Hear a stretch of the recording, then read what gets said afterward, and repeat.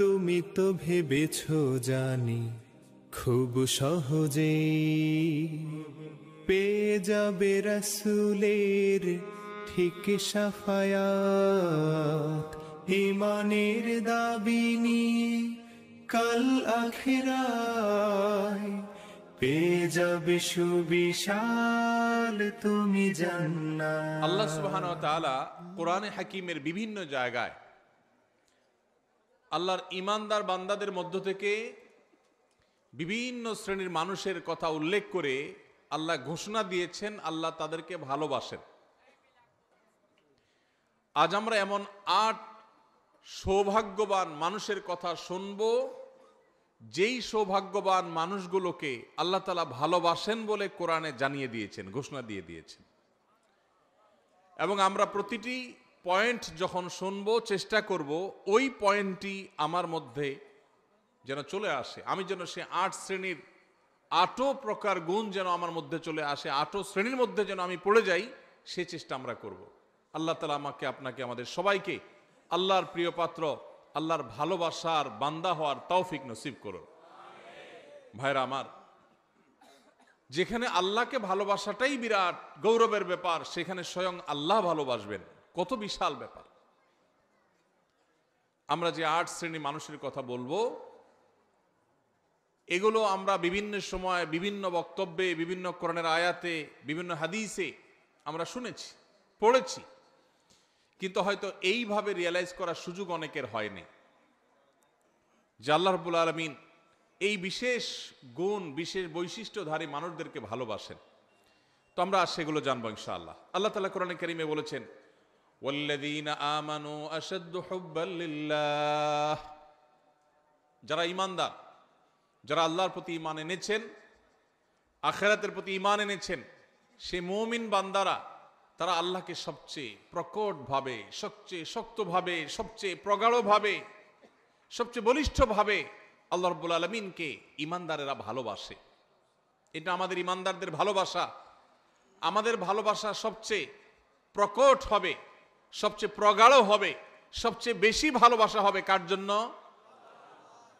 কেন আল্লাহর জন্য ভালোবাসা হবে? কারণ ভালোবাসার যে সূত্র, কারোর গুণে মুগ্ধ হয়ে, কারোর অবদানে তুষ্ট হয়ে, তৃপ্ত হয়ে আমরা তাকে ভালোবাসি। সকল গুণের সৃষ্টিকর্তাকে আল্লাহ রাব্বুল আলামিন। যদি কারোর গুণে, কোনো ব্যক্তি বা বস্তুর গুণে আমাকে মুগ্ধ করে এবং তাকে ভালোবাসতে বাধ্য করে, তাহলে ওই ব্যক্তি বা বস্তুর গুণের সৃষ্টিকর্তা, যিনি এই গুণকে সৃষ্টি করেছেন, এই গুণ তার সৃষ্টি না হলে ওই ব্যক্তি বা বস্তুর মধ্যে আসতোই না। তাহলে সেই আল্লাহকে ভালোবাসা, এটা আমাদের বিবেকের দাবি, এটা আমাদের যুক্তি এবং ঈমানের দাবি কত বেশি হওয়ার কথা। ঠিক একইভাবে আমার প্রতি কারোর অবদান আছে, কেউ আমার উপকার করেছেন, অর্থ দিয়ে, কড়ি দিয়ে, পয়সা দিয়ে, কোনোভাবে আমার উপকার করেছেন, সেজন্য আমি তাকে ভালোবাসি। যিনি আমার উপকার করেছেন, তিনি নিজে উপকার করার ক্ষমতা সংরক্ষণ করেন না, আল্লাহ তাআলা তাকে উপকার করার ক্ষমতা দিয়েছেন, সামর্থ্য দিয়েছেন, তৌফিক দিয়েছেন, মানসিকতা দিয়েছেন, তাই তিনি করতে পেরেছেন। তাহলে যে আল্লাহর দান না হলে তিনি উপকারটাই করতে পারতেন না, তাহলে আমি কারোর দ্বারাই উপকৃত হয়ে তাকে যদি ভালোবাসি, তাহলে যে আল্লাহর দানে এই উপকারটা আমি পাওয়ার সুযোগ পেয়েছি, তাকে ভালোবাসা আমার ঈমানের কত বেশি দাবি হতে পারে। ভাইরা আমার, অথচ আল্লাহকে ভালোবাসা, এটা সাধারণত আমাদের মধ্যে আমরা সেভাবে অনুভব করি না। এমনকি আমরা অনেকে হয়তো জানিও না যে আল্লাহকেও ভালোবাসা যায়। অনেক মুসলমান আছে যে আল্লাহর প্রতি ঈমান আনি, আখিরাতের প্রতি ঈমান এনেছি, ঈমানের সব পিলারগুলোর উপর ঈমান এনেছি, কিন্তু আমি জানি না যে আমার ভালোবাসার সবচেয়ে বেশি হকদার আল্লাহ, সবচেয়ে বেশি হকদার আল্লাহ। এটা জানা তো দূরের কথা, আল্লাহ রাব্বুল আলামিনকেও যে ভালোবাসা যায় বা ভালোবাসা উচিত, এই সেন্সটুকু পর্যন্ত আমাদের অনেক মুসলমানদের মধ্যে নাই। ভাইরা আমার, ভালোবাসার যত কারণ থাকতে পারে, তার সব কারণ, এই সবগুলো যার কারণে বা যার সৃষ্টি হিসেবে সেগুলোর কারণে আল্লাহ রাব্বুল আলামিনের প্রতি ভালোবাসা, এটা ঈমানের দাবি। কারোর মধ্যে যদি আল্লাহর প্রতি ভালোবাসা কম থাকে তাহলে বুঝতে হবে তার ঈমান দুর্বল, আর কারোর যদি আল্লাহর ভালোবাসা তার মধ্যে বেশি থাকে বুঝতে হবে তার ঈমান শক্তিশালী। আল্লাহর প্রতি আমাদের ভালোবাসা আছে কিনা এটা বোঝার উপায় কি, বা এটা সৃষ্টি করার উপায় কি, সে বিষয়ে আলোচনা করা আজকে আমাদের উদ্দেশ্য না, সেটা ভিন্ন টপিক। আমি শুধু মূল বিষয়টা পারলাম যে ইমানদার হিসাবে আমরা আমাদের মাকে ভালোবাসি, আমরা আমাদের বাবাকে ভালোবাসি, আমরা আমাদের স্বামীরা স্ত্রীরা স্বামীদেরকে, বাবা সন্তানকে, সন্তান বাবাকে, ভাই বোন পরস্পরকে আমরা একে অন্যকে ভালোবাসি।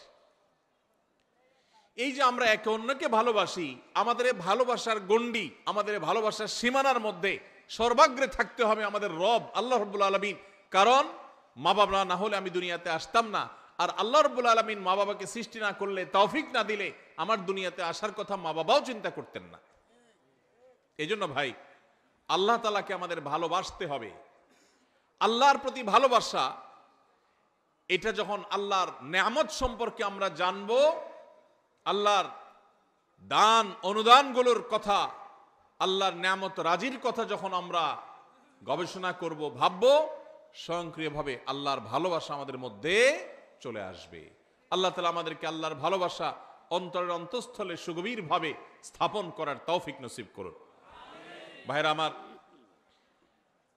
আল্লাহ রাব্বুল আলামিন তাকে যেখানে আমাদের ভালোবাসা কর্তব্য, সেখানে আল্লাহ তাআলা তার কিছু প্রিয় বান্দাদেরকে স্বয়ং ভালোবাসেন।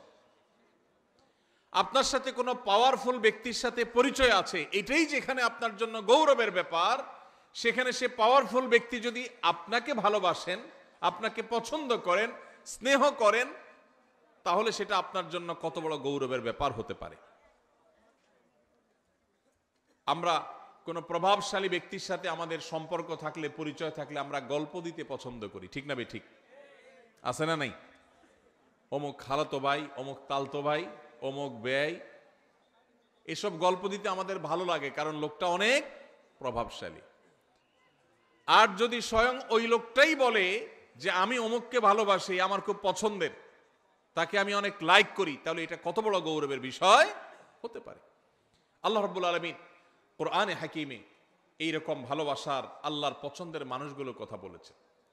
আল্লাহর পছন্দের মানুষের তালিকা আসার জন্য সর্বাগ্রে যে বিষয়টি থাকতে হবে তা হলো ঈমান। ঈমান না থাকলে কখনো আল্লাহর প্রিয় পাত্র হওয়ার সুযোগ নেই।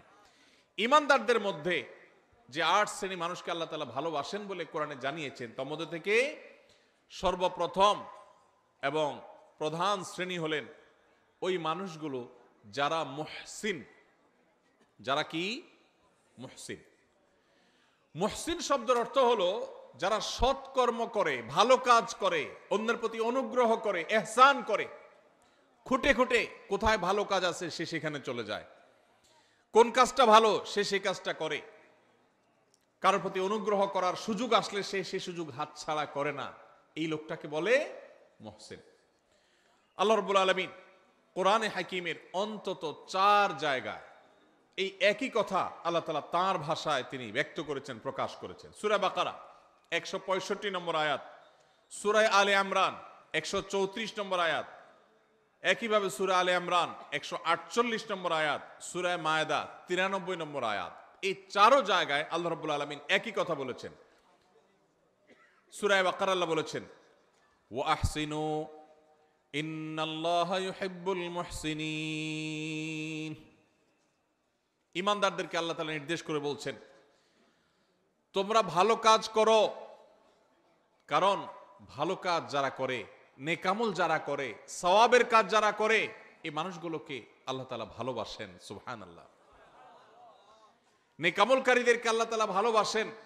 ইহসানকারী, যে অন্যের প্রতি অনুগ্রহ করে, মানুষ তো মানুষ, পশু পাখির প্রতিও ইহসান করে, অনুগ্রহ করে, উপকার করে, মানুষের কল্যাণ পৌঁছায়, মানুষের একটা কাজ করে দেয়, পারলে একজনের সহযোগিতা করে দেয়, এই ইহসানকারী মানুষগুলোকে আল্লাহ তাআলা ভালোবাসেন। এই ভালোবাসার কথা আল্লাহ এক জায়গায় না, অন্তত একই কথা 4 জায়গায় আল্লাহ তাআলা রিপিট করেছেন, ওয়াল্লাহু ইউহিব্বুল মুহসিনিন। আল্লাহ রাব্বুল আলামিন ইহসানকারীদেরকে সৎকর্ম সম্পাদনকারীদেরকে, ভালো কাজ খুঁটে খুঁটে যারা করে সেই মানুষদেরকে, আল্লাহ তাআলার বান্দা, এমনকি আল্লাহর যে কোনো সৃষ্টির প্রতি যারা অনুগ্রহ করে, যাদের মনের মধ্যে মায়া আছে, যারা শক্ত হৃদয়ের না, যারা মানুষের প্রতি অবিচার করে না, জুলুম করে না, পারলে অনুগ্রহ করে, মায়া করে, দয়া করে, ভালোবাসে। মানুষ তো মানুষ, আপন তো আপন, এমনকি শত্রুর প্রতিও সে অবিচার করে না, পারলে অনুগ্রহ করে। এই মানুষগুলোকে আল্লাহ তাআলা ভালোবাসেন। ভাইরা আমার, তাহলে আমরা আল্লাহর ভালোবাসার মানুষগুলোর প্রথম শ্রেণীর সাথে পরিচিত ইতোমধ্যে হয়ে গেলাম। তারা হলো যারা খুঁজে খুঁজে সব নেকামল ভালো কাজগুলো করে, বিশেষ করে আল্লাহর সৃষ্টি একটি একটি করে খুঁজে সবার সাথে অনুগ্রহ করে, মায়া করে, দয়া করে, ইহসান করে। আমরা সেই কাতারে শামিল হওয়ার চেষ্টা করব তো ইনশাআল্লাহ। হে আরশে আজিমের মালিক, আপনি আমাদের সবাইকে মুহসিনদের কাতারে, আপনি যাদেরকে ভালোবাসেন বলে কোরআনে ঘোষণা দিয়েছেন, আল্লাহ আমরা যেন সেই মানুষদের কাতারে শামিল হতে পারি, সেই তৌফিক নসিব করেন। আজকের এই মাহফিল থেকে আমরা ভাই নিয়ত করে নেই, যখনই কোনো ভালো কথা শুনবো সবার আগে আমল করব। যখনই কোনো ভালো কথা জানবো সবার আগে সেটা বাস্তবায়ন করব। যখনই কারোর প্রতি উপকার করার, ইহসান করার, কারোর কল্যাণ পৌঁছানোর, কারোর সেবা করার, কারোর একটা সহযোগিতা করার সুযোগ পাবো, সবার আগে সেটা আমি ধরবো, হাতছাড়া করব না, চেষ্টা করবো তো ইনশাআল্লাহ। স্বার্থপরতার এই যুগে, স্বার্থান্ধের এই যুগে প্রত্যেকটা মানুষ নিজের স্বার্থ নিয়ে ভাবে, কারোর উপকারের কথা সাধারণত চিন্তা করে না। এমন স্বার্থান্ধ হয়ে গেছি আমরা আজ, এখন প্রবাদী হয়ে গেছে, আগে বাঁচলে বাপের নাম, নিজে বাঁচলে বাপের নাম। নিকৃষ্টতম একটা প্রবাদ আমাদের বাংলা ভাষায় প্রচলিত, নিকৃষ্টতম প্রবাদ, নিজে বাঁচলে বাপের নাম। এটা সেলফিশদের প্রবাদ, এটা কোনো মুসলমানের প্রবাদ নয়, এটা কোনো ভালো মানুষের প্রবাদ হতে। নিজে বাঁচলে অর্থাৎ আমারটা ঠিক থাকলে 16 আনা, তারপরে এবার বাপের চিন্তা করব, অন্যের চিন্তা করব। এটা কি ভালো মানুষের কথা না স্বার্থপরের কথা? আমরা সেই সাহাবীদের রুহানি সন্তান, আমরা সেই নবীর উম্মত, যেই নবী নিজের চিন্তা পরে করতেন, মানুষের চিন্তা আগে করতেন। আমরা কি নিজের চিন্তা আগে করব না মানুষের চিন্তা আগে করব? যে বলে নিজে আগে বাঁচলে বাপের নাম, নিজে বাঁচলে বাপের নাম, তার এই কথার মধ্য দিয়ে সে মূলত তার স্বার্থপরতার কথার বার্তা দিয়েছে, ইঙ্গিত দিয়েছে। একজন মুসলমান তিনি তার জীবন বিপন্ন করে হলেও, তার জীবন বাজি রেখে হলেও আগে তার বাপকে বাঁচানোর চেষ্টা করবে, ঠিক না ঠিক?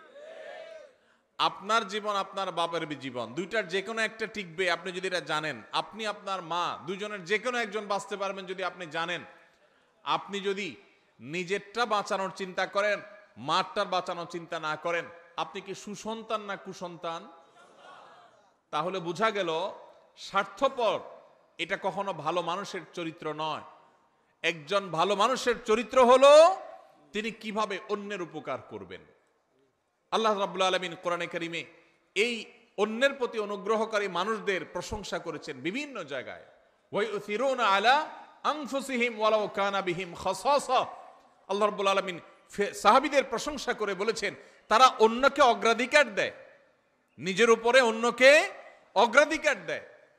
নিজের শত কষ্ট, শত প্রয়োজন থাকা সত্ত্বেও আরেক ভাইয়ের প্রয়োজন থাক, আমি নিলাম না, আমার ভাইকে দিলাম। ভাইরা আমার, নামাজি মুসলমান বহু পাবেন, কম হোক বেশি হোক সব এলাকায় পাবেন। রোজাদার মুসলমানও পাবেন। ওয়াজ মাহফিলে এসে ঘন্টাকে ঘন্টা বসে বসে ওয়াজ শোনার মতো মুসলমানও পাবেন। কিন্তু এই মুহসিন মুসলমান ঘরে ঘরে প্রত্যেকটা জায়গায় জায়গায় আপনি খুঁজে পাবেন না। এই জন্য আজকের এই মাহফিল থেকে আমরা মুহসিন মুসলমান হওয়ার প্রতিজ্ঞা করে, নিয়ত করে তারপর যাব ইনশাআল্লাহ। আল্লাহ আপনি আপনার বান্দা আমাদেরকে আপনার মুহসিন বান্দাদের কাতারে শামিল হওয়ার, গণ্য হওয়ার, তাদের অন্তর্ভুক্ত হওয়ার তৌফিক আপনি নসিব করেন।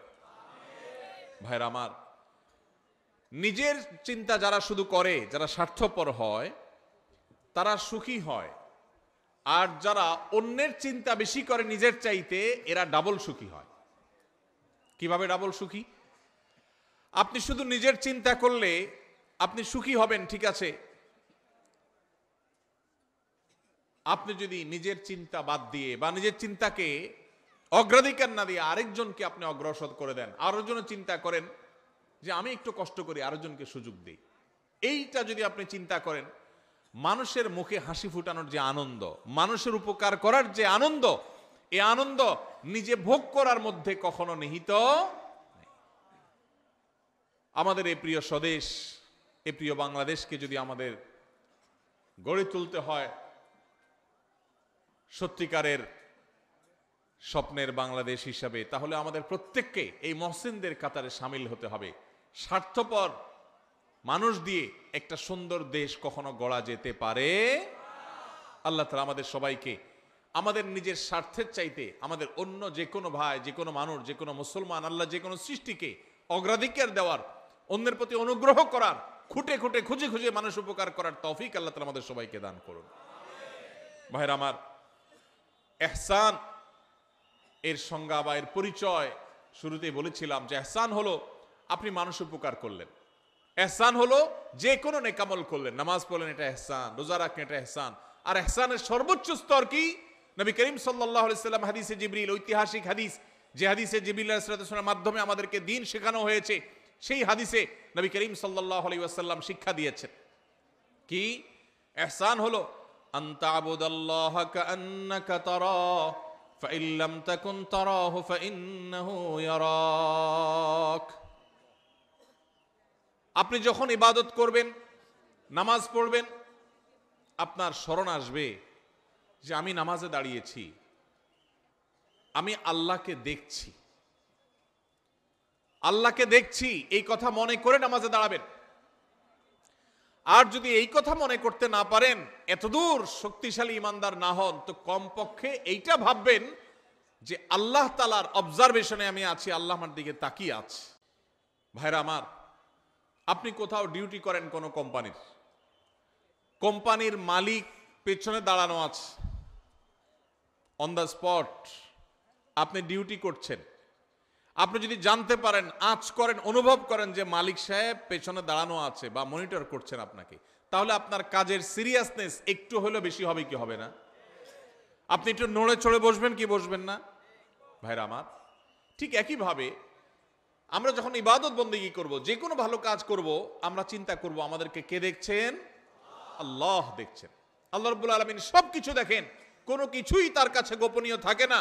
বিধায় ওই মানসিকতা নিয়ে যদি ইবাদত করতে পারেন, এটা হলো ইহসানের সর্বোচ্চ স্তর, সর্বোচ্চ লেয়ার। আপনি মুহসিনদের মধ্যে সবচেয়ে আপার ক্লাসের মুহসিন হতে পারবেন যদি আপনার সমস্ত ইবাদত করার সময় আল্লাহর কথা স্মরণ হয়। আপনি যখন নামাজে দাঁড়িয়ে সূরা পড়ছেন, আপনার মনে হচ্ছে আল্লাহ আমাকে দেখছেন। এই যে ওয়াজ মাহফিলে বসে আপনি কোরআন এবং হাদিসের কথা শুনছেন, একটি ভালো কাজে এসেছেন, এখনো আপনার মনে হবে যে আমার আল্লাহ দেখছেন যে বান্দা আমার কোরআন হাদিসের কথা শুনছেন। অতএব আমার মনের মধ্যে যেন বাজে চিন্তা না আসে, আমার নিয়তের মধ্যে যেন ভেজাল না ঢুকে, আমি যেন ভুল কিছু না করি। আল্লাহ তাআলা আমাদের সবাইকে এইভাবে আমাদের সমস্ত আমলগুলোকে ইহসানের সর্বোচ্চ স্তর দিয়ে সাজিয়ে মুহসিনদের সবচেয়ে আপার ক্লাসে পৌঁছার তৌফিক নসিব করুন। তাহলে প্রথম প্রকার মানুষ পেয়ে গেলাম যাদেরকে আল্লাহ রাব্বুল আলামিন ভালোবাসেন, তারা হলেন মুহসিন। আল্লাহ রাব্বুল আলামিনের নির্দেশ পালন করতে গিয়ে সকল ভালো কাজে তাদেরকে পাবেন। সব সমাজে এরকম কিছু মানুষ কম হোক বেশি হোক পাবেন, যে খুঁজে খুঁজে দেখবেন যে সব ভালো কাজ করে। মসজিদে সবার আগে, বন্যা হয়েছে ত্রাণ নিয়ে সবার আগে, কেউ বিপদে পড়ছে সবার আগে, রমজানের রোজা সবার আগে, তারাবিতে সবার আগে, যে কোনো ভালো কাজে সবার আগে পাবেন। এরকম মুহসিন মানুষদের মধ্যে আমরা শামিল হতে চাইবো। আল্লাহ আমাদের সবাইকে তৌফিক নসিব করুন। নাম্বার 2, দ্বিতীয় যে শ্রেণীর মানুষকে আল্লাহ তাআলা ভালোবাসেন বলে ঘোষণা দিয়েছেন কোরআনে, এক জায়গায় নয়, একাধিক জায়গায়, অন্তত 3 জায়গায় আল্লাহ তাআলা একই কথার ঘোষণা দিয়েছেন। সেই মানুষগুলো হলেন মুত্তাকিরা। কারা? মুত্তাকিগণ। মুত্তাকিদেরকে আল্লাহ রাব্বুল আলামিন ভালোবাসেন বলে আল্লাহ তাআলা জানিয়ে দিয়েছেন। তাহলে আমরা মুহসিন হওয়ার চেষ্টা করব, আবার একাধারে মুত্তাকি হওয়ার চেষ্টা করব ইনশাআল্লাহ। মুহসিনের পরিচয় তো আমরা জানলাম, মুত্তাকি কাকে বলে ভাই? মুত্তাকি বলা হয় ওই ব্যক্তিকে, যেই ব্যক্তি আল্লাহর ভয়ের চেতনা, আল্লাহর সামনে তাকে দাঁড়াতে হবে, দুনিয়ার এই জীবন এক সময় শেষ হবে, এই সংসার এক সময় ভাঙবে এবং তাকে আল্লাহর সামনে যেতে হবে, দাঁড়াতে হবে, ওই কথা চিন্তা করে আল্লাহর সব আদেশগুলো মেনে চলে, নিষেধগুলো থেকে বেঁচে থাকে। কেন? একটা সুপ্ত চেতনার ভিত্তিতে। সেই চেতনার নাম হলো তাকওয়ার চেতনা, আল্লাহ ভীতির চেতনা। এই চেতনা তাকে পরিচালিত করে। সে একটা মন্দ কাজ করার সুযোগ পায়, কিন্তু সে করে না। কেন? তার অন্তরে সুপ্ত সেই তাকওয়ার চেতনা তাকে বাধা দেয় যে আল্লাহ না দেখছেন, আল্লাহ না নিষেধ করেছেন, এই কাজ করলে না আল্লাহ জাহান্নামে শাস্তি দিবেন, এই ভয়ে সে কাজ করে না। এর নাম তাকওয়া। যেই চেতনা, যেই শক্তি, যেই সুপ্ত ঈমানের নূর মানুষকে ফজরের সময় কনকনে শীতের দিনে মসজিদে নিয়ে যায়, যেই সুপ্ত চেতনা সুদ এবং ঘুষের কারবার, দুর্নীতি, অপশাসন করার ক্ষমতা থাকা সত্ত্বেও আল্লাহর ভয়ে আল্লাহর সামনে দাঁড়াতে হবে, সেই ভয়ে সেই কথা চিন্তা করে সেই অন্যায় কাজ থেকে বিরত রাখে, ওই চেতনার নাম হলো তাকওয়া। আর ওই চেতনা যার বক্ষে আছে, যার অন্তরে আছে, তার নাম হলো মুত্তাকি। তার নাম হলো কি ভাই? মুত্তাকি। নবী করিম সাল্লাল্লাহু আলাইহি সাল্লামের একজন আদরের সাহাবী অত্যন্ত চমৎকার ভাবে তাকওয়া এবং মুত্তাকির পরিচয় দিয়েছেন। সেটা হলো, একজন মানুষ একটা জায়গায় আছেন, তিনি আরেকটা জায়গায় যাবেন। এই জায়গায় যেতে গিয়ে মাঝখানে একটা জায়গা পড়বে, এখানে সব কাঁটাওয়ালা গাছ, যে গাছের কাঁটা নিচে পড়ে পড়ে পড়ে ভরে গেছে। এই লোকটা যখন এই জায়গাটা পার হবে, ওই কাঁটাওয়ালা জায়গাটা পার হওয়ার সময়, যেহেতু কণ্টকাকীর্ণ জায়গা, চতুর্পাশে কাঁটা আর কাঁটা, তখন এই লোকটা পার হওয়ার সময় খুব সতর্কতার সাথে পার হবে। পা ফেলার সময় যেখানে কাঁটা নাই দেখে ওখানে পা দিবে, আবার কোথায় কাঁটা নাই ওখানে আরেক কদম দিবে, এভাবে সে আগাবে। এত কিছুর পরও যদি কখনো তার পায়ে কাঁটা লেগে যায়, দ্রুততার সাথে সেটা বের করে সামনে আরো বেশি সতর্ক হয়ে সে হাঁটবে। ঠিক একইভাবে দুনিয়াতে আমরা এসেছি, আল্লাহ তাআলা আমাদেরকে এখান থেকে পার করে এই জীবনকে আল্লাহর কাছে নিয়ে যাবেন, আখিরাতে আমরা যাব। এখানে বহু কাঁটা বিছানো আছে ভাই, হারামের কাঁটা, অশ্লীলতার কাঁটা, অন্যায়ের কাঁটা, দুর্নীতির কাঁটা, চুরির কাঁটা, ডাকাতির কাঁটা, মিথ্যা কথা বলার কাঁটা, হাজারো হারাম কাঁটা এখানে বিছানো আছে। ঈমানদার এই কাঁটাগুলো থেকে বাছাই করে করে তিনি পা ফেলবেন। যেখানে মিথ্যা নাই সেখানে আছেন, যেখানে চুরি নাই সেখানে আছেন, যেখানে ডাকাতি নাই সেখানে আছেন, এভাবে করে করে তিনি জীবন পার করবেন। এরপরেও যদি কখনো তার গুনাহ হয়ে যায়, কাঁটা পড়ে যায়, তখন সে কাঁটা ফেলে তওবা করে আবার নতুন করে আরো বেশি সংকল্প করে শক্তিশালী তওবা করে সে সামনে হাঁটবে। এই যে চেতনা, এই যে গুনাহ থেকে বাঁচার চেষ্টা, এটার নাম হলো তাকওয়া। আর এই যে চেষ্টা যারা করে তাদের নাম কি? মুত্তাকি। আল্লাহ রাব্বুল আলামিন কোরআনে কারীমের সূরা তওবার 7 নম্বর আয়াতে তিনি ঘোষণা দিয়েছেন, ইন্নাল্লাহা ইউহিব্বুল মুত্তাকিন।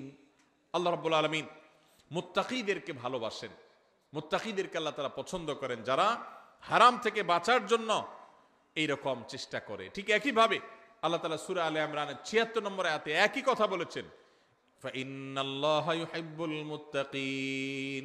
আল্লাহ রাব্বুল আলামিন মুত্তাকিদেরকে ভালোবাসেন। ভাইরা আমার, এই একই নির্দেশ আল্লাহ রাব্বুল আলামিন একই কথা একাধিক জায়গায় বলেছেন যে তিনি মুত্তাকিদেরকে ভালোবাসেন। তাহলে আমাদের সমাজে আপনি ডানে বামে খোঁজ করলে দেখবেন কিছু লোক আছে আপনার মসজিদে নামাজ পড়ে, আপনার এলাকায় বসবাস করে, হারামের ধারে কাছে নাই, হারাম দেখলে সে সেখান থেকে চলে যায়, আছে না নাই? যারা যুবক আছেন, কিছু কিছু বন্ধু বান্ধব আছে, দেখবেন যে বন্ধুরা সবাই মিলে কোনো অপকর্ম করবে, সেখানে হয়তো দুই একজন বন্ধু বলে, না দোস্ত আমি এখানে যাব না, আমি এই কাজ করব না, সে সেখানে যাইতে চায় না, আছে না নাই? এটাকে বলা হয় মুত্তাকি। যাদের সুপ্ত চেতনা তাদেরকে আল্লাহর ভয়ে অন্যায় থেকে বিরত রাখে, তার সুযোগ আছে, শক্তি আছে, সামর্থ্য আছে, পার্থিব কোনো কারণে নয়, শুধু আল্লাহ ভীতির চেতনার কারণে সে হারাম থেকে বেঁচে থাকার জন্য সংগ্রাম করে, এই লোকটাকে বলা হয় মুত্তাকি।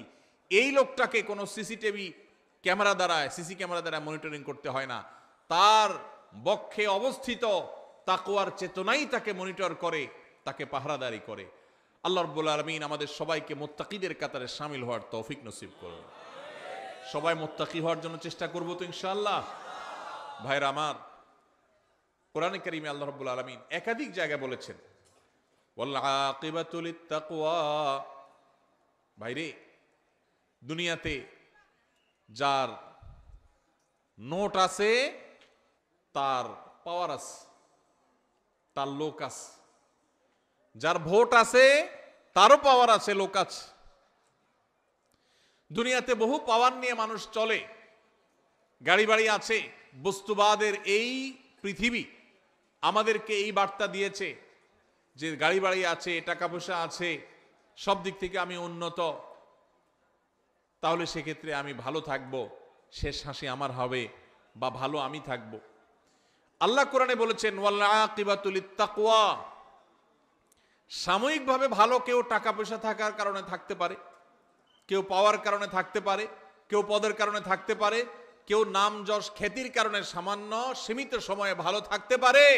তবে মনে রাখবে, আসল ভালো থাকা, চূড়ান্ত ভালো থাকা, অনন্তকালের জন্য ভালো থাকা, সেই ভালো থাকা শুধুমাত্র আল্লাহ রাব্বুল আলামিন রিজার্ভ করে রেখেছেন তাকওয়ার জন্য, তাকওয়াধারী মানুষদের জন্য, মুত্তাকিদের জন্য। এই জন্য পৃথিবীতে হাসবে অনেকেই, টাকাওয়ালারা হাসবে, ক্ষমতাওয়ালারা হাসবে, চেয়ারওয়ালারা হাসবে, জনপ্রিয়তাওয়ালারা হাসবে, চেহারা সুন্দর আলারা হাসবে, তারপরে বিভিন্ন রকমের পাওয়ার হোল্ড করেন তারা হাসবে। বিভিন্ন কিছুর কারণে মানুষ হয়তো হাসি খুশি থাকবে, কিন্তু আসল হাসি, শেষ হাসি, চূড়ান্ত হাসি, যেই হাসির পরে আর কোনো কান্না স্পর্শ করবে না, সেই হাসি হাসবে শুধুমাত্র সেই মানুষগুলো যাদের বক্ষে আল্লাহর ভয়ের চেতনা বা তাকওয়া আছে। একজন মানুষ সারা জীবন হাসি মুখ থাকলেন, সারা জীবন সুখে থাকলেন, কিয়ামতের ময়দানে যদি আল্লাহ রাব্বুল আলামিন তাকে জাহান্নামের পরোয়ানা ঘোষণা করে জাহান্নামী ফেরেশতাদের হাতে সোপর্দ করে দেন, তারা যদি তাকে টানতে টানতে জাহান্নামে নিয়ে যায়, তাহলে তার সারা জীবনের সমস্ত সুখ, সকল সমৃদ্ধি, সকল হাসি খুশি থাকার 2 পয়সার কোনো মূল্য হতে পারে না। আর এর বিপরীতে সারা জীবন কষ্ট করেছে, নিগৃহীত ছিল, মাজলুম ছিল, নিষ্পেষিত ছিল, হাসি খুশি থাকতে পারে নাই। কিন্তু কিয়ামতের ময়দানে আল্লাহ রাব্বুল আলামিন যদি জান্নাতের পরোয়ানা দিয়ে, সার্টিফিকেট দিয়ে, ঘোষণা দিয়ে আল্লাহ যদি তাকে জান্নাতে প্রবেশ করিয়ে দেন, আল্লাহ বলেছেন ফামান যুহজিহা আনিন নারি ওয়া উদখিলাল জান্নাতা ফাকাদ ফাজ। যে ব্যক্তিকে জাহান্নাম থেকে দূরে সরানো হবে আর জান্নাতে প্রবেশ করানো হবে, এই ব্যক্তি সফল, এই ব্যক্তি সাকসেস। এই সাকসেস আর কখনো ব্যর্থতায় পর্যবসিত হবে না, এই সফলতা কখনো হারিয়ে যাবে না। পৃথিবীর সকল সফলতা একসময় হারিয়ে যায়, ক্ষমতা হারানোর ভয় আছে না নাই? আছে না নাই? না ক্ষমতা চিরকাল থাকে? হাতের কাছে আমাদের দৃষ্টান্ত দেখার সুযোগ হয়েছে না হয় নাই? নিজের চোখের সামনে এরকম জাজ্জল্যমান উদাহরণ দেখার পরও যদি ঈমান না জাগে, আর কখন জাগবে? ভাইরা আমার, টাকার জৌলস চিরকাল থাকে না শেষ হতে পারে? আমির ফকির হতে দেরি হয়? আল্লাহ চাইলে মুহূর্তের ভিতরে ফকির হয়। দুনিয়াতে মানুষ যত সফলই হোক, যত সাকসেসই হোক, যত সুখী হোক, এক সময় সে সুখ চলে যাওয়ার ভয় আছে। কিন্তু জান্নাতে যদি কেউ একবার প্রবেশ করে যায়, তো আর কখনো কোনো ব্যর্থতা তাকে স্পর্শ করবে। সেই শেষ হাসি সম্পর্কে আল্লাহ বলেছেন ওয়াল আকিবাতু লিত্তাকওয়া। মনে রাখবে, পৃথিবীতে কারোর খেতে ফসলটা ভালো হয়েছে, সে সুখী। কেউ কোনো পাওয়ার পেয়েছে, সে সুখী। কারোর অর্থকড়ি করতে পেরেছে, সে সুখী। কারোর ব্যবসা ভালো করেছে, সে সুখী। ভালো কথা, কিন্তু এই সুখগুলোর কোনোটাই স্থায়ী সুখ নয়, এগুলা ক্ষণস্থায়ী। এগুলো এক সময় হারিয়ে যায়, শেষ হয়ে যায়, আকাশ থেকে পাতালে নেমে যায়। কিন্তু যদি কেউ তাকওয়া অন্তরে ধারণ করে, এই দুনিয়াতে সুখে থাকুক আর দুঃখে থাকুক, শেষ হাসি চূড়ান্ত খুশি আল্লাহ তাআলা তাকেই দিবে। আল্লাহ তাআলা আমাদের সবাইকে সে মুত্তাকিদের কাতারে শামিল হওয়ার তৌফিক নসিব করুন, বলুন আমিন। ভাইরা আমার, তাহলে মুত্তাকি হওয়ার চেষ্টা করতে হবে। মুত্তাকি হওয়ার জন্য কি করব আমরা? মুত্তাকি হওয়ার জন্য বেশি কিছু না ভাই, সকল হারাম থেকে বেঁচে থাকতে হবে, সকল অন্যায় থেকে বেঁচে থাকতে হবে, সকল গুনাহ থেকে বেঁচে থাকতে হবে, আল্লাহর সমস্ত আদেশ নিষেধ মেনে চলতে হবে। চেষ্টা করব তো আমরা ইনশাআল্লাহ। আল্লাহ তাআলা আমাদের সবাইকে আল্লাহর সমস্ত আদেশ নিষেধগুলো মেনে চলার তৌফিক নসিব করুন। আল্লাহ আল্লাহ আপনি আমাদেরকে মুত্তাকিদের কাতারে শামিল করে দিন। আল্লাহ আপনি আমাদের অন্তরে তাকওয়া ঢেলে দিন। আল্লাহ তাকওয়া আমাদের অন্তরে স্থির করে দিন। আমাদেরকে যেন আপনার তাকওয়ার শক্তি যেন পরিচালিত করে, তাকওয়ার প্রভাবে যেন আমরা প্রভাবিত হই, আমরা যেন মুত্তাকিদের ইমাম হতে পারি। আল্লাহর কাছে দোয়া করব তো ইনশাআল্লাহ। তাহলে দ্বিতীয় শ্রেণীর মানুষ পাইলাম। আপনার সমাজে আপনার আশেপাশে যদি দেখেন এমন মানুষ, আল্লাহর ভয়ে তারা হারামের কাছে যায় না, আল্লাহর ভয়ে তারা হালাল ছাড়ে না, ফরজ কাম ছাড়ে না, ওয়াজিব কাম ছাড়ে না, এইরকম মানুষ যদি খুঁজে পান তাহলে বুঝে নিবেন এই লোকটা সেই মানুষ যাকে আল্লাহ ভালোবাসেন, এবং আপনিও চেষ্টা করবেন সেই কাতারে যাওয়ার। আল্লাহ আমাকে তৌফিক দান করুক। আমি আপনাদের কাছে দোয়া চাই, আল্লাহ যেন শুধু নামকা আস্তে মুসলমান না রাখেন। আমরা সবাই নিজেকে মুসলমান দাবি করি, সোকল বা নামকা আস্তে মুসলমান হয়তো আমরা সবাই আছি কম বেশি, কিন্তু মুত্তাকি মুসলমান খুব বেশি নাই ভাই। হারামও করে আবার মুসলমান, এই লোক মুত্তাকি না। মুত্তাকি সে যে আল্লাহ নিষেধ করেছেন এটা জানার পর সকল লোভ থাকা সত্ত্বেও, সকল আকর্ষণ থাকা সত্ত্বেও সে সেখান থেকে নিজেকে বিরত রাখে। কোন যুবক কোন মেয়ের সাথে হারাম রিলেশন, হারাম সম্পর্ক এটা সে করে না আল্লাহর ভয়ে, এর নাম তাকওয়া। মাদকের ব্যবসা করে লাল হওয়ার সুযোগ আছে কিন্তু করে না আল্লাহর ভয়ে, এর নাম তাকওয়া। ফজরের সময় আরামের ঘুম ঘুমানো যায়, কিন্তু আরামের ঘুম ছেড়ে কনকনে শীতের মধ্যে ওযু করে ঠান্ডা পানি দিয়ে নামাজ পড়তে যায়, এর নাম তাকওয়া। আল্লাহ আমাদের সবাইকে সেই তাকওয়া আমাদের অন্তরে ধারণ করার তৌফিক নসিব করুন। তাহলে আল্লাহ যাদেরকে ভালোবাসেন তাদের মধ্যে দ্বিতীয় প্রকার হলেন মুত্তাকিরা। নাম্বার 3, তৃতীয় প্রকার মানুষ যাদেরকে আল্লাহ ভালোবাসেন তারা হলেন সেই মানুষেরা যাদের মধ্যে ন্যায় বিচার আছে, যারা ইনসাফ করে, যারা মানুষের প্রতি অবিচার করে না, যারা ন্যায়নিষ্ঠ আচরণ করে, অন্যায় অবিচার করে না।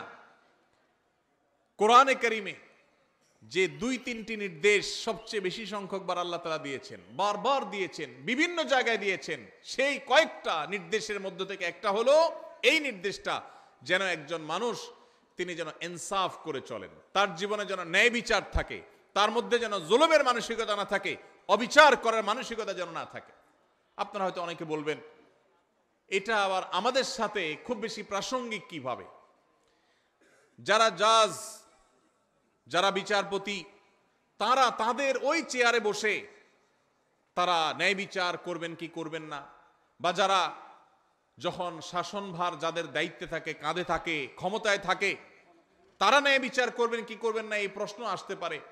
আমরা সাধারণ মানুষ, আমাদের ন্যায় বিচার প্রশ্ন কোত্থেকে? অনেকে হয়তো এটা মনে করবেন। ভাইরা আমার, আমাদের প্রত্যেকটা মানুষের জীবনে ন্যায় বিচার করার প্রসঙ্গ আসে কিভাবে?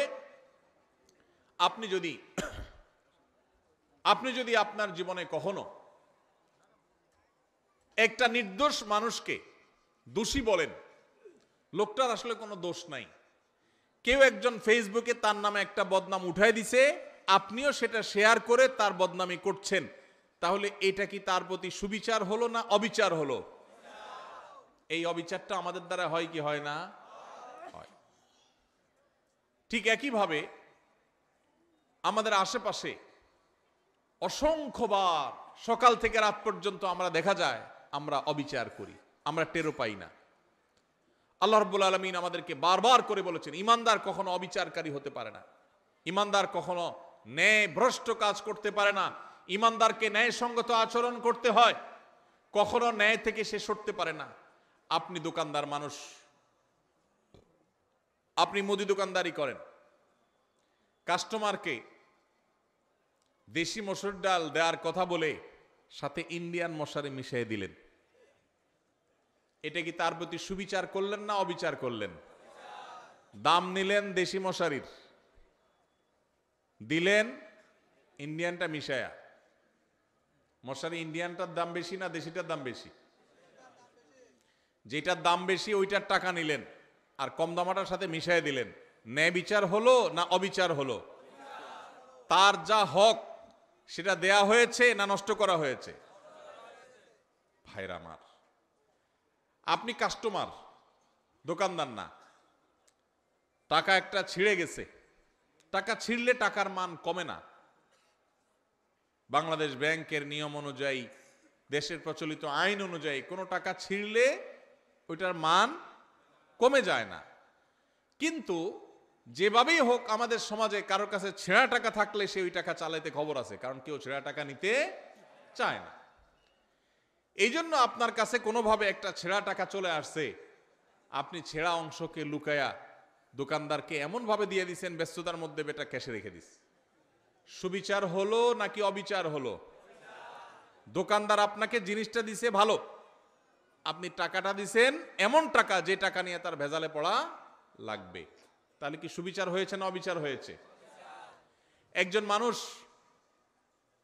তিনি এখানে নাই, তিনি এখন বাজারে গেছেন, আরেকজনের সাথে বসে তার ব্যাপারে আপনি বদনামি করলেন, তার প্রতি সুবিচার হলো না অবিচার হলো? এগুলা দূরবর্তী অবিচার। আমরা যদি একেবারে প্রাসঙ্গিক, একেবারে সবচেয়ে নিকটবর্তী যে সুবিচার অবিচারের বিষয়টা সেটাও দেখি, তো আমরা দেখব যে আমরা ওই যে আমি শুরুতে যে প্রবাদের কাছে কথা বলছিলাম, আমরা নিজের বেলায় 16 আনা, অন্যের বেলায় 1 আনাও, এটা কি সুবিচার না অবিচার?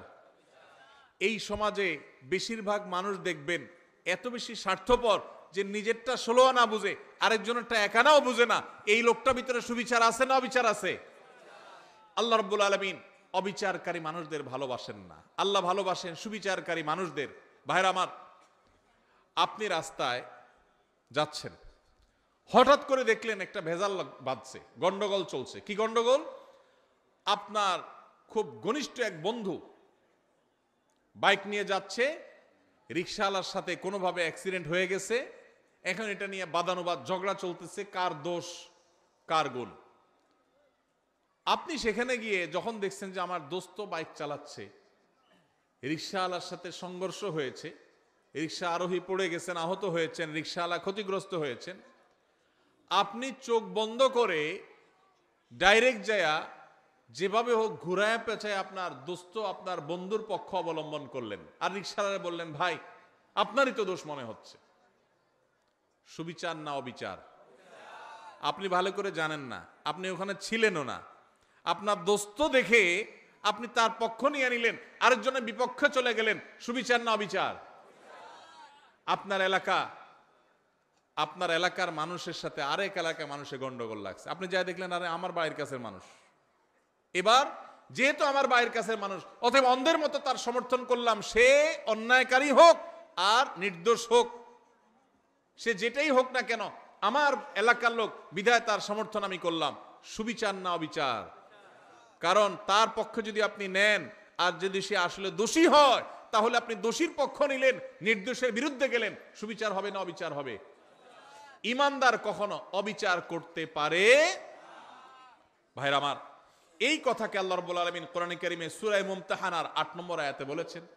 একই কথা আল্লাহ রাব্বুল আলামিন কোরআনে কারীমে সূরা হুজুরাতের 9 নম্বর আয়াতে বলেছেন। একই কথা আল্লাহ তাআলা সূরা মায়দার 42 নম্বর জায়গায় বলেছেন। অন্তত 3 জায়গায় আল্লাহ তাআলা বলেছেন, ইন্নাল্লাহা ইউহিব্বুল মুকসিতিন। আল্লাহ বলেছেন, ওয়া আকসিতু, তোমরা সব সময় ন্যায় বিচার করে চলবে। খবরদার, ন্যায় বিচার করে চলবে, কারণ আল্লাহ তাআলা ন্যায় বিচারকারীদেরকে, ন্যায়নিষ্ঠ আচরণকারীদেরকে, ইনসাফকারীদেরকে ভালোবাসেন। জালিম, অত্যাচারী, অবিচারকারী এরকম মানুষকে আল্লাহ পছন্দ করেন না, ভালোবাসেন না।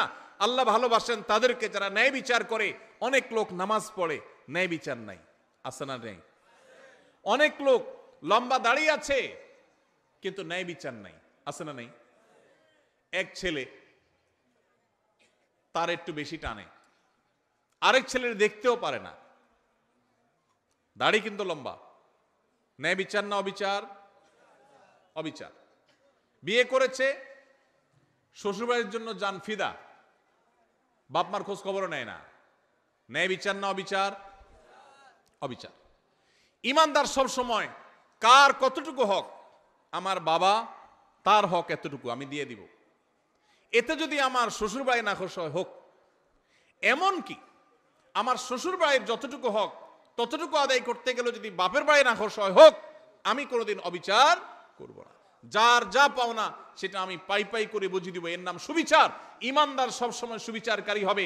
আজকের এই সমাজে দাড়িওয়ালা মানুষ কম বেশি আছে, টুপিওয়ালা মানুষ কম বেশি পাওয়া যায়, নামাজি মানুষ রোজাদার মানুষ কম বেশি পাওয়া যায়, ওয়াজ মাহফিল শোনা মানুষের সংখ্যাও কম নয়, কিন্তু সুবিচারকারী মানুষের সংখ্যা এদেশে হাতে গোনা হয়ে গেছে, নগণ্য হয়ে গেছে, হারিয়ে গেছে। ভাইরা আমার, আমরা আমাদের জীবনের পরতে পরতে প্রত্যেকটা জায়গায় জায়গায় আমাদের ন্যায় বিচারের প্রশ্ন আসে। আমরা হয়তো মনে করেছি অনেকে ন্যায় বিচার আর অবিচার এগুলো তো জজদের কাজ, বিচারকদের কাজ। না ভাই, আপনি নিজে বিচারক।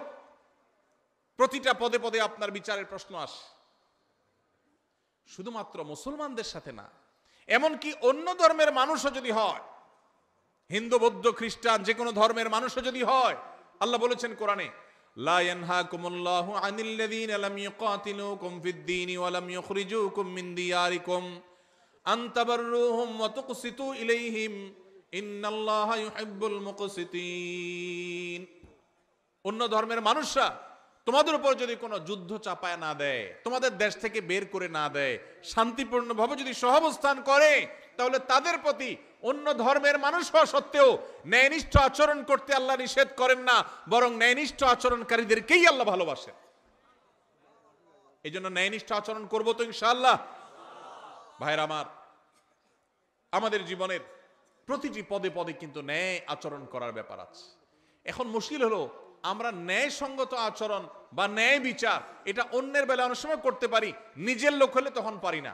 আল্লাহ রাব্বুল আলামিন সেজন্য বলেছেন, ওয়াইন কুলতুম ফাদিলু ওয়ালাউ কানা যা কুরবা। যখন কথা বলবা ইনসাফের সাথে বলবা, সত্যটা হক কথাটা বলবা, যদিও তোমার আত্মীয় হয়, রক্ত সম্পর্কীয়, কাছের লোক হয়, তারপরও হক কথা বলতে দ্বিধা করবা। একটা অপকর্ম করেছে কে? আপনার চাচাতো ভাই বা আপনার আপন ভাই বা আপনার শালা, আপনার কাছের কেউ। আপনার এখন মুখে একেবারে কুলুপ, মুখে তালা, আপনি কিচ্ছু দেখেন নাই, কারণ আকামটা করছে কে? কাছের লোক। এটা কি সুবিচার না অবিচার? অবিচার। আমার বাবাও যদি অন্যায় করেন, আর যদি এখানে আমার সাক্ষ্য দেওয়ার প্রশ্ন আসে, একজন মুকসিত যাকে আল্লাহ ভালোবাসেন, সেই সৌভাগ্যবান মানুষ, সেই ইমানদার, তিনি তার বাবার বিরুদ্ধে সাক্ষ্য দিবেন, তারপরেও তিনি অবিচার করবেন না। সহজ কথা না ভাই? ওয়াজ করা অনেক সহজ, এই বিষয়টা আমল করা এত সহজ না। আল্লাহ রাব্বুল আলামিন কোরআনে কারীমে সেজন্য বলেছেন, ওয়ালা ইয়াজরিমান্নাকুম শানাআনু কওমিন আল্লা তা'দিলু ই'দিলু হুয়া আকরাবু লিত-তাকওয়া। তোমার সাথে কারোর শত্রুতা আছে, কারোর শত্রুতা আছে, যেহেতু শত্রুতা আছে সেই জন্য ওই বেটা কোনো কারণে ফেঁসে গেছে। তুমি জানো যে লোকটার আসলে দোষ নাই, কিন্তু যেহেতু শত্রু, অতএব এই চান্সে সে যেহেতু ফেঁসে গেছে, পারলে ধরে আরো তার ডুবাই দাও। এই আচরণটা আমাদের সমাজে আছে না নাই?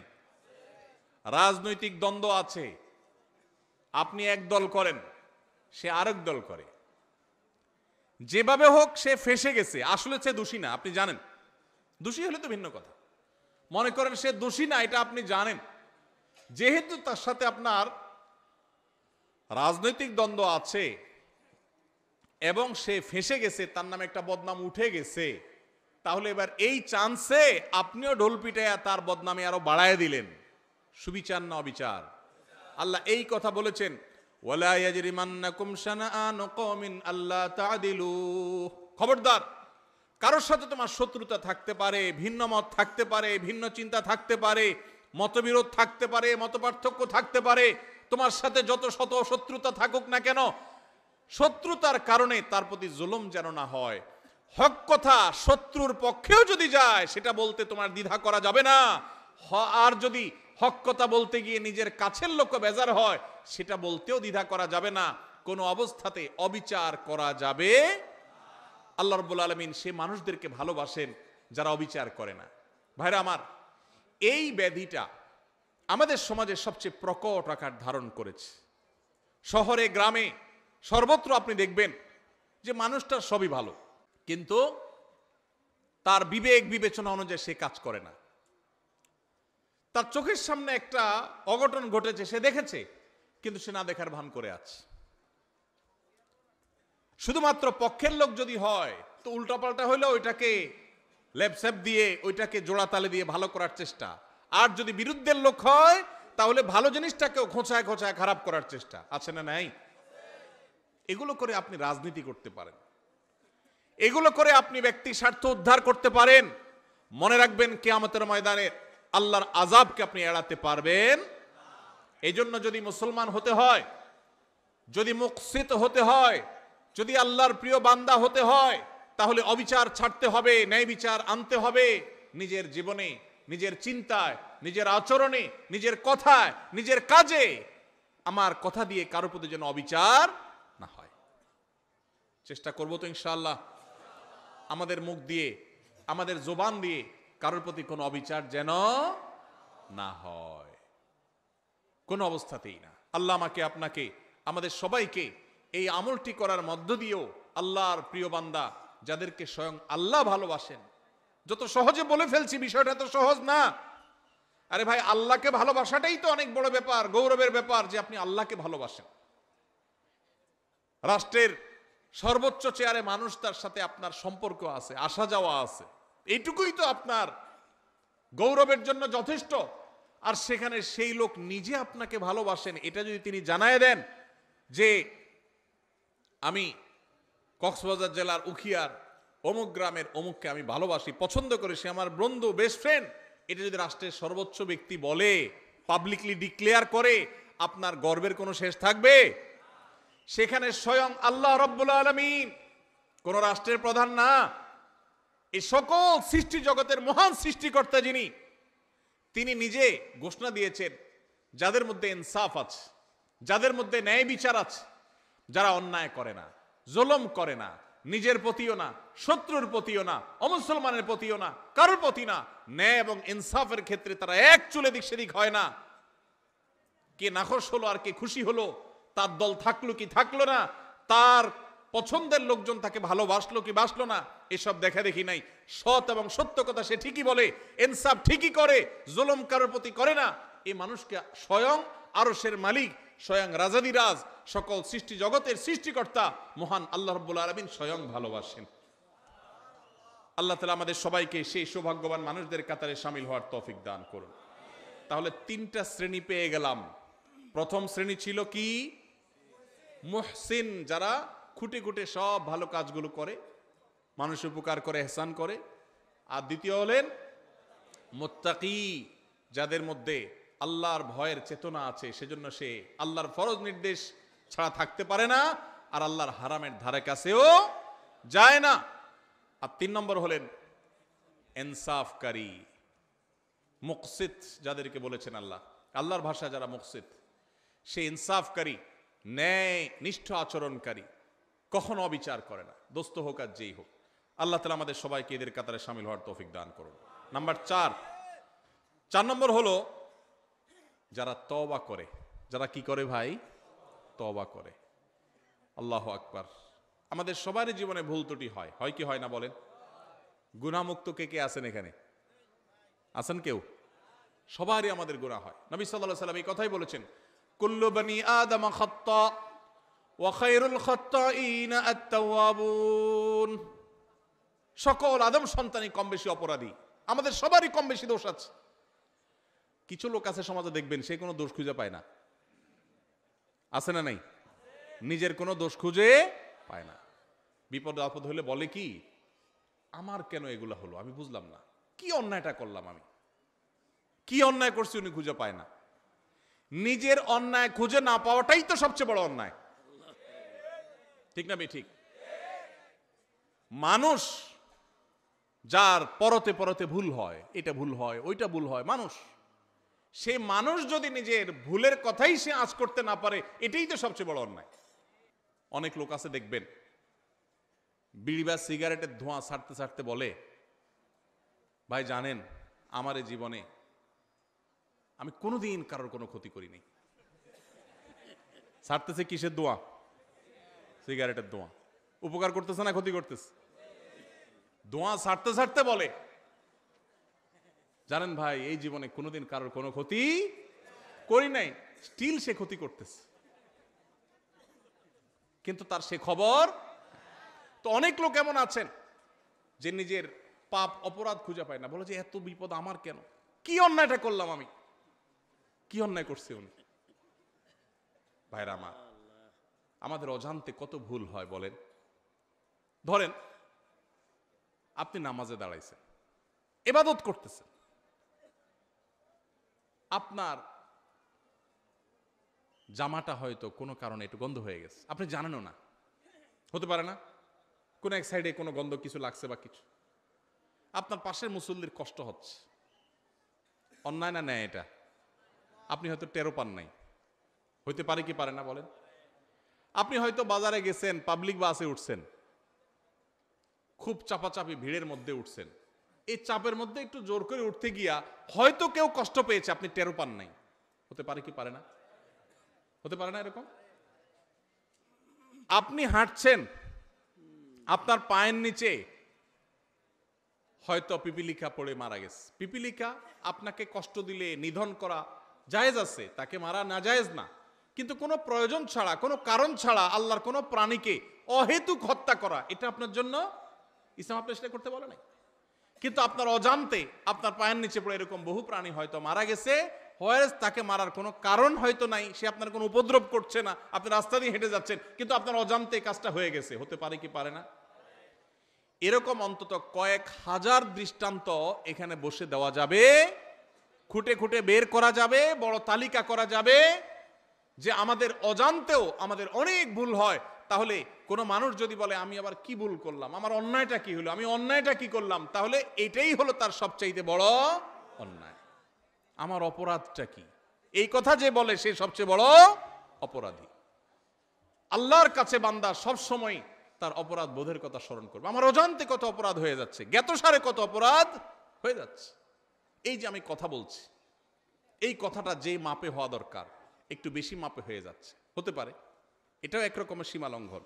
আপনি আপনার বাবার সামনে মায়ের সামনে কথা বলছেন, বাবা মা নিজস্ব লোক, ঘরের লোক, সবচেয়ে আপন মানুষ, একটু জোরে বলে ফেলছেন, অন্যায় হয়ে যেতে পারে, তাদের মনে কষ্ট হতে পারে, তারা এটাকে মাইন্ডে নিতে পারেন, তাহলে এটা একটা অপরাধ হতে পারে, অথচ আপনার খবরই নেই যে আপনি অন্যায় করেছেন।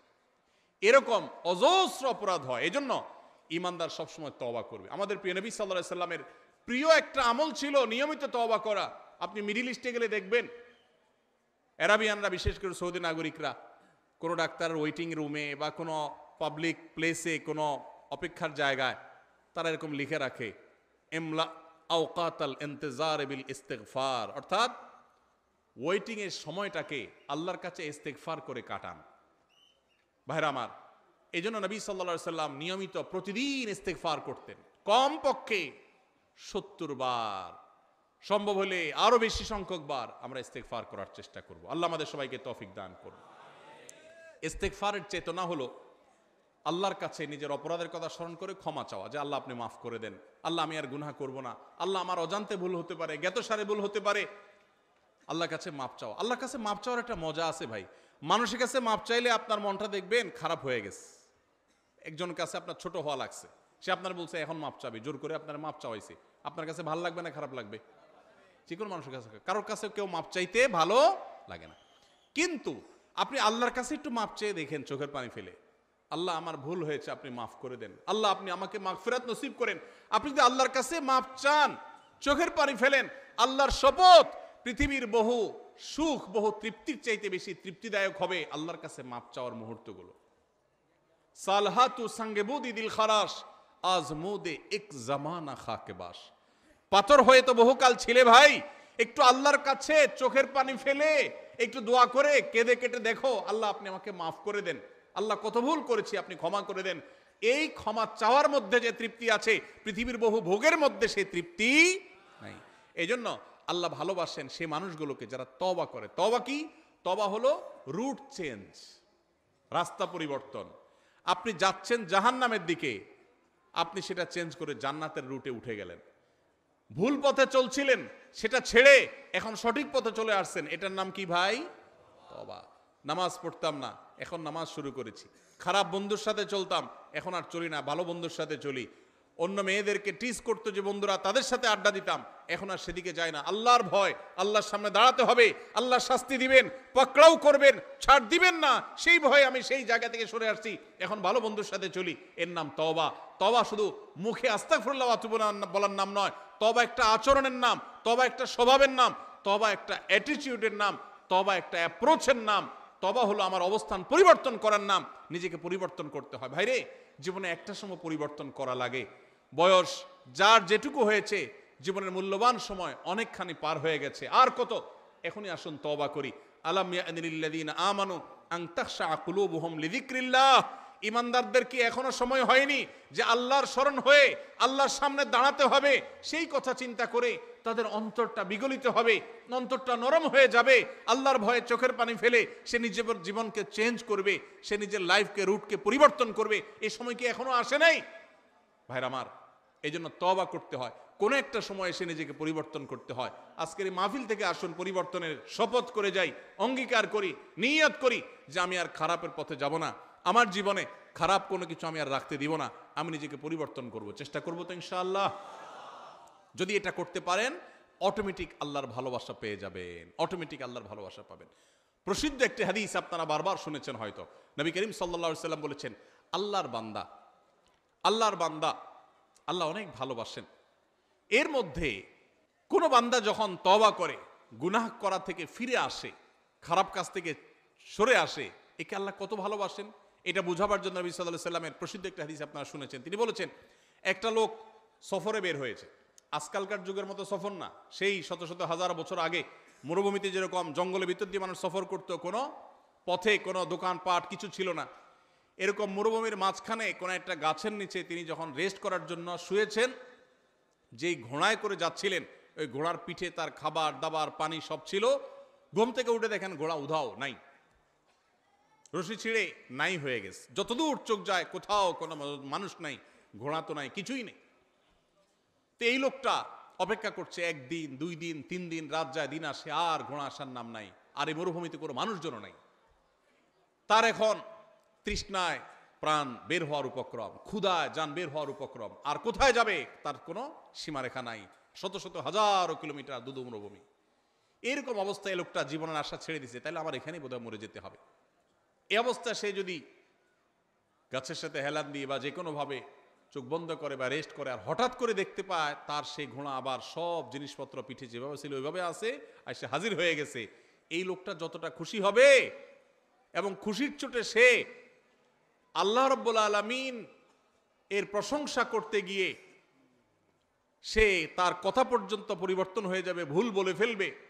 এই লোকটা যেরকম আনন্দে আত্মহারা হয়ে যাবে, আল্লাহ তাআলার কোনো বান্দা যখন তার জীবনকে পরিবর্তন করার সিদ্ধান্ত নেয় যে আমি আর খারাপ বন্ধুর সাথে চলবো না, খারাপ পথে চলবো না, কারোর কষ্ট দিব না, গুনাহের পথে যাব না, বেনামাজি থাকবো না, সে যখন রুট চেঞ্জ করার সিদ্ধান্ত নেয়, তওবা করে, খারাপ পথ থেকে ভালো পথে ফিরে আসে, স্বয়ং আল্লাহ রাব্বুল আলামিন ঠিক একইভাবে তার এই তওবার কারণে আল্লাহ তাআলা খুশি হয়ে যান, আনন্দিত হন, তার প্রতি আল্লাহ তাআলা সন্তুষ্ট হয়ে যান। আর এই কথাটাকে আল্লাহ রাব্বুল আলামিন কোরআনে হাকিমের একাধিক জায়গায় আল্লাহ তাআলা ব্যক্ত করেছেন। সূরা বাকারা 222 নম্বর আয়াতে আল্লাহ রাব্বুল আলামিন বলেছেন, ইন্নাল্লাহা ইউহিব্বুত তাওয়াবিন ওয়া ইউহিব্বুল মুতাতাহহিরিন। যারা তওবা করে, যারা জীবনকে পরিবর্তন করে, আল্লাহ তাদেরকে ভালোবাসে। এই জন্য ভাই জীবন পরিবর্তন করবো তো ইনশাআল্লাহ? শুধু ওয়াজ শুনবো না, পরিবর্তনও করবো ইনশাআল্লাহ? পরিবর্তন করবো তো ইনশাআল্লাহ? আল্লাহ আমাদের সবাইকে জীবনকে পরিবর্তন করার তৌফিক নসিব করুন। ভাইরা আমার, জীবন পরিবর্তন করার স্বাদ আছে, একটু করে দেখেন, অবর্ণনীয় স্বাদ আছে। গুনাহের স্বাদ বহু পেয়েছেন, গুনাহ ছাড়ারও স্বাদ আছে ভাই। মা বাবার অবাধ্য হয়েছেন, হঠাৎ করে আল্লাহর ভয়ে বিগলিত হয়ে যে আল্লাহর সামনে দাঁড়াতে হবে, শাস্তির মুখোমুখি হইতে হবে, এই জন্য মা বাবার কাছে যে করজোড় করে, বাবা মাফ করে দেন, আর অন্যায় করব না, বহু অপরাধ করেছি, এর একটা স্বাদ আছে ভাই। শয়তান আমাদেরকে জীবন চেঞ্জ করতে দেয় না, কিন্তু আপনি জীবন চেঞ্জ করে দেখেন, আপনার রুট চেঞ্জ করে দেখেন, তওবা করে দেখেন, অসম্ভব রকমের তৃপ্তি পাবেন, ঈমানি স্বাদ পাবেন। আল্লাহ তাআলা আমাদের সবাইকে তওবাকারীদের কাতারে শামিল হওয়ার তৌফিক নসিব করুন। ভাইরা আমার, ঠিক একইভাবে সূরা তওবার 108 নম্বর আয়াতেও আল্লাহ রাব্বুল আলামিন যাদেরকে ভালোবাসেন তাদের কথা বলেছেন। তাহলে এই আয়াত থেকে সূরা তওবা, সূরা বাকারার 222 নম্বর আয়াত থেকে আমরা জানলাম আল্লাহ তাআলা তওবাকারীকে ভালোবাসেন। এই জন্য তওবা করবো তো ইনশাআল্লাহ। তাহলে আল্লাহর ভালোবাসার চতুর্থ শ্রেণীর মানুষের পরিচয় পেলাম, তারা হলেন তওবাকারীরা। তারা কারা? তওবাকারীরা। আস্তাগফিরুল্লাহ ওয়া আতুবু ইলাইহি, আল্লাহর কাছে ক্ষমা চাই, আল্লাহর কাছেই ফিরে যাই, আল্লাহর কাছেই ফিরে আসছি, আল্লাহর দিকেই প্রত্যাবর্তন করছি, শয়তানের দিকে গেছিলাম আবার সরে আসছি, এর নাম তওবা। গুনাহ করছিলাম, গুনাহ ছেড়ে আল্লাহর বাধ্যতাগত হয়ে গেলাম, এর নাম তওবা। চেষ্টা করবো তো ইনশাআল্লাহ। ভাইরা আমার, আত্তাইবু মিনাজ যামবি কামান লা যামবা লাহ। যুবক ভাইরা আমার, জীবনে অনেক অপরাধ হয়ে গেছে, মোবাইলে অনেক হারাম জিনিস দেখেছেন, অনেক অপকর্ম করে ফেলেছেন, অনেক গুনাহ হয়ে গেছে, অনেক অন্যায় হয়ে গেছে। সুসংবাদ হলো, যদি তওবা করার ডিসিশন নেন, সিদ্ধান্ত নেন যে না আমি জীবনকে পরিবর্তন করব, আল্লাহ রাব্বুল আলামিন এত দয়ালু, এত মায়ালু, এত আরহামুর রাহিমিন যে বান্দা যদি তওবা করার সিদ্ধান্ত গ্রহণ করে, আপনার আমার মালিকের ঘোষণা আছে। নবী সাল্লাল্লাহু আলাইহি সাল্লাম বলেছেন, আত্তাইবু মিনাজ যামবি কামান লা যামবা লাহ। কেউ যদি পাপাচার করার পর ফিরে আসে, তওবা করে, জীবন পরিবর্তন করার সংকল্প করে, সিদ্ধান্ত নেয়, কামান লা যামবা লাহ, তার আগের পাপগুলো আল্লাহ তাআলা এমন ভাবে মাফ করে দেন যেন তার আমলনামাতে, প্রোফাইলে কিছুই ছিল না, সব ক্লিন, পরিষ্কার হয়ে যায়, পুরা ডিলেট হয়ে যায়, রিসেট হয়ে যায়। আল্লাহ তাআলা তার সমস্ত গুনাহ মাফ করে দেন যদি সে সমস্ত গুনাহ থেকে তওবা করতে পারে। তওবা করবো তো ইনশাআল্লাহ।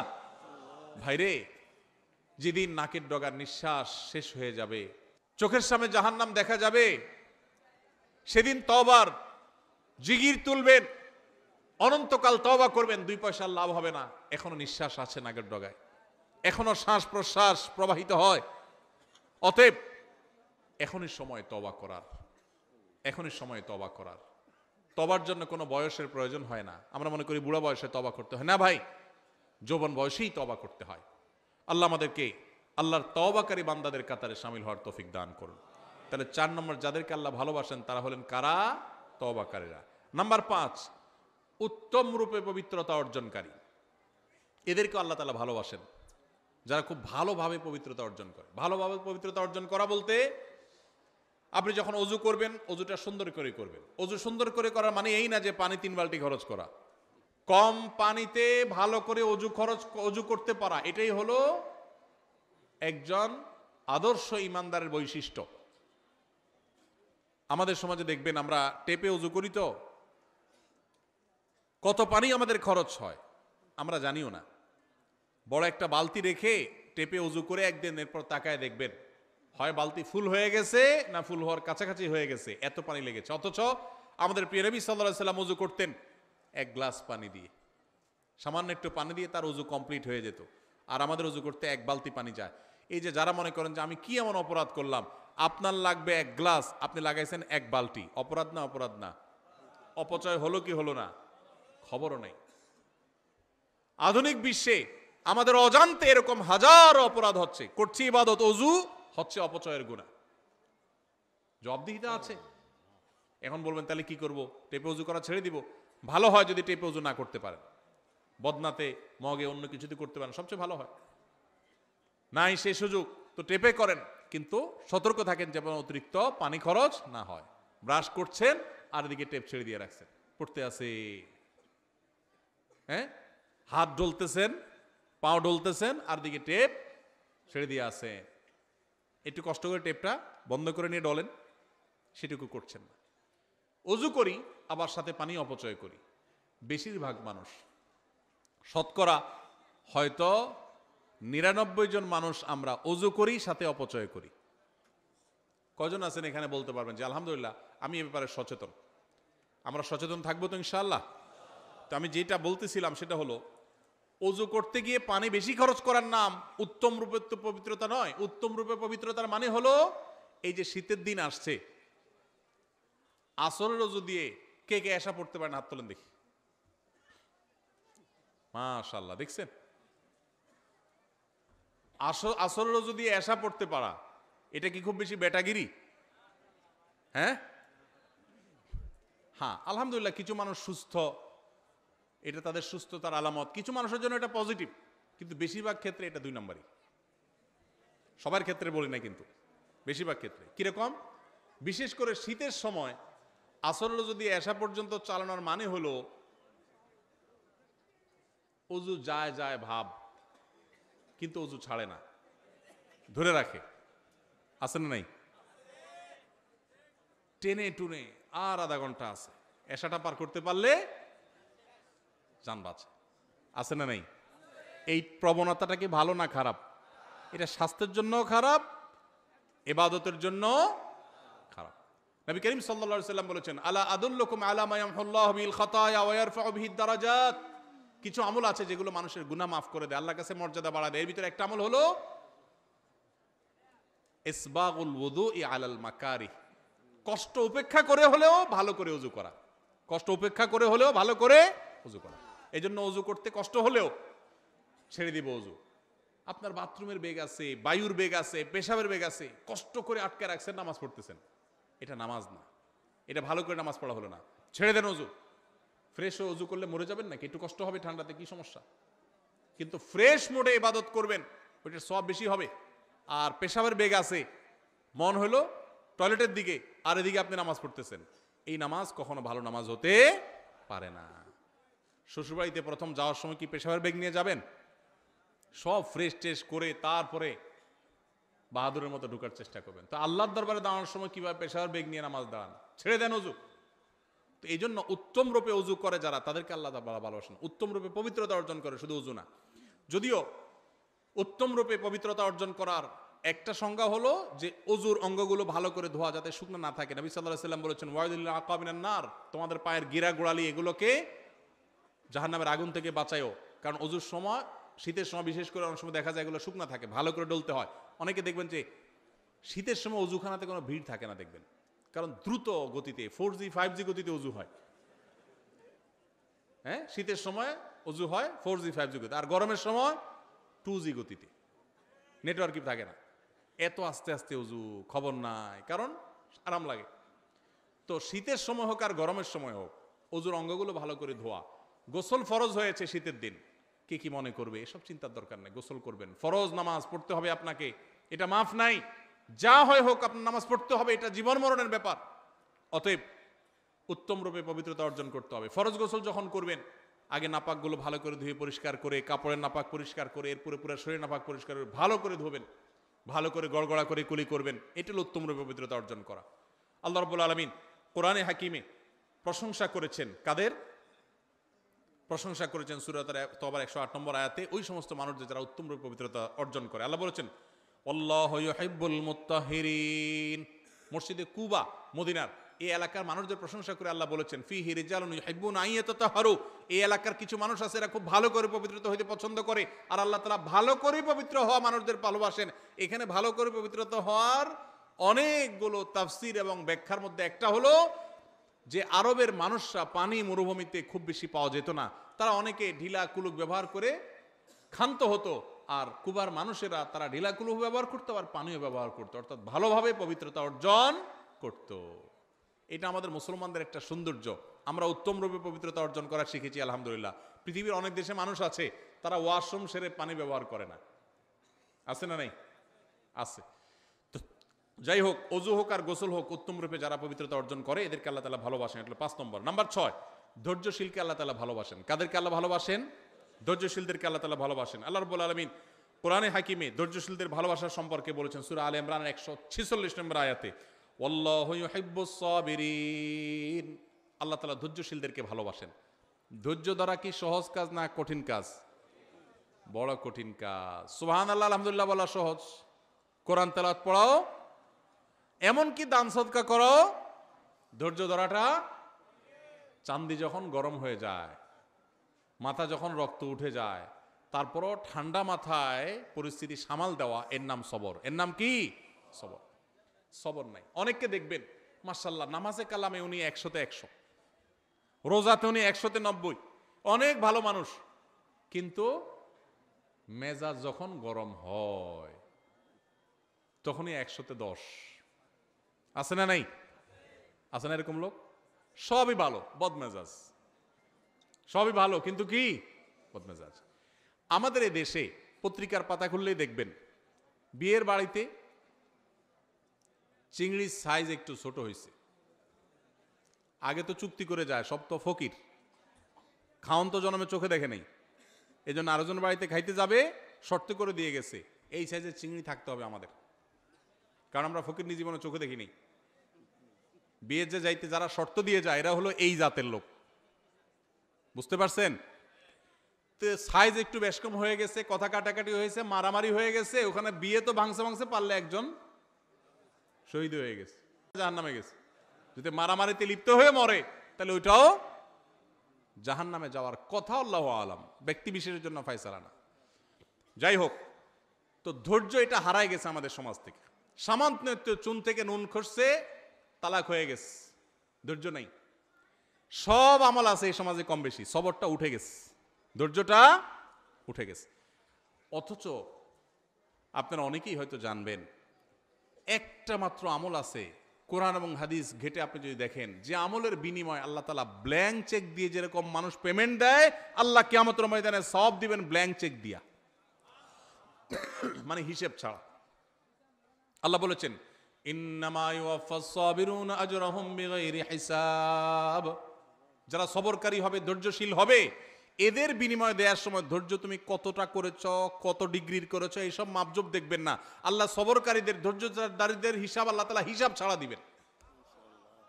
এই জন্য সবর করবো তো ইনশাআল্লাহ। সবর করলে হিসাব ছাড়া বিনিময় পাওয়া যাবে, সবর করলে আল্লাহর ভালোবাসা পাওয়া যাবে। আল্লাহর ভালোবাসা, ওয়াল্লাহু ইউহিব্বুস সাবিরিন, আল্লাহ তাআলা ধৈর্যশীলদের ভালোবাসেন। আবার আল্লাহ তাআলা কোরআনে বলেছেন আল্লাহ তাআলা ধৈর্যশীলদের সাথে থাকেন, আছেন। তো এই জন্য ধৈর্য ধারণ করার চেষ্টা করব। ধৈর্য 3 প্রকার ভাই। এক হলো ইবাদত করতে গিয়ে ধৈর্য, ফজরের সময় নামাজ পড়তে কষ্ট হয়, একটু ধৈর্য ধারণ করে নামাজটা পড়লাম, এটা এক প্রকারের সবর। আরেকটা হলো গুনাহ ছাড়তে গিয়ে ধৈর্য, একটা অপকর্ম করতে মন চাচ্ছে কিন্তু করলাম না, এটা এক প্রকারের ধৈর্য। আরেকটা হলো বিপদ আপদ হয়েছে, মাথাটা ঠান্ডা রাখলাম। ধৈর্য বিপদে সবাই ধারণ করে, ঠেলা খাওয়ার পরে সবাই ভালো হয়, ওই ভালো হওয়ার দাম নাই। আপনার মসজিদে গেছেন, জুতার দেখেন চোরে নিয়ে গেছে, বিপদ না? বিপদ না? বিপদ। মাথাটা গরম হয়ে গেছে, চোরের 14 গোষ্ঠী ধরে গালিগালাজ করলেন, মা বাপ তুলে গালিগালাজ করলেন, ধৈর্য হইল? হইল না। গালিগালাজ করে যখন চিন্তা করলেন যে এত গালিগালাজ করে লাভ হইল কি, চোর তো জুতা নিয়ে এখনো বেচাও শেষ হয়তো, তাহলে নিজের মুখ নষ্ট করলাম, লাভ হইল কি? এবার বলতেছেন থাক, যেহেতু চোরে নিয়েই গেছে, সাদাকার নিয়াত করলাম, থাক।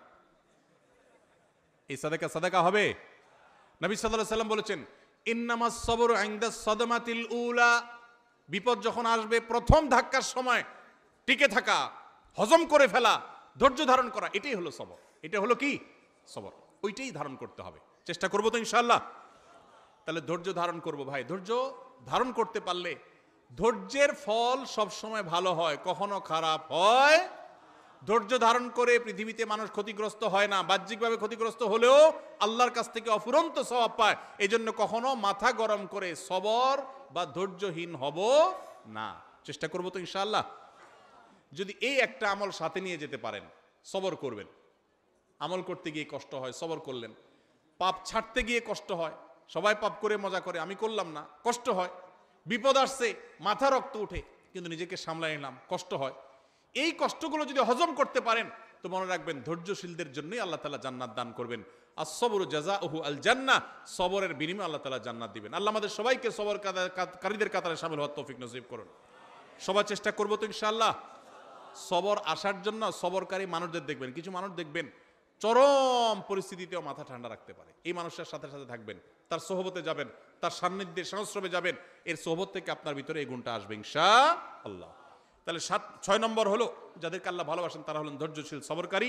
7 নম্বর হলেন যারা আল্লাহর প্রতি ভরসা রাখেন, যারা আল্লাহর প্রতি ভরসা রাখেন। আল্লাহ রাব্বুল আলামিন বলেছেন ফাবিমা রাহমাতিম মিনাল্লাহি লিনতা লাহুম, হে রাসূল আল্লাহর অনুগ্রহে আপনি কোমল হয়েছেন, আপনি নরম দিলের হয়েছেন।